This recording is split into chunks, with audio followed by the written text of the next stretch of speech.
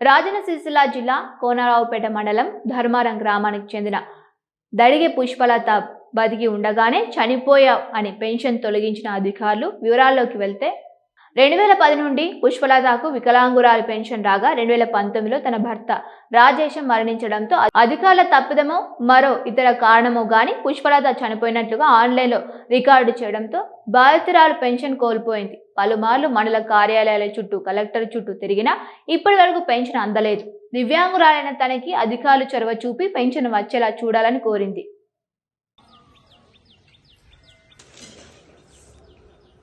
దడిగే పుష్ప ధర్మారం మాది.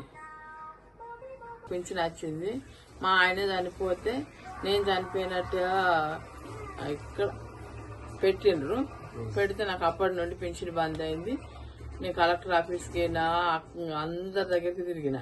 ఎక్కడ తిరిగినా కానీ నన్ను ఎవరు పట్టించుకోలేరు. చేత్తం పోమన్నారు, ఊకున్నారు. పిల్లలు నేను అత్తయ్యని తిరిగినా కానీ రాలేదు. నాకు ఎట్లన్నా చేసి పింఛన్ వచ్చేటట్టు చేయాలి కలెక్టర్ ఆఫీస్ నుంచి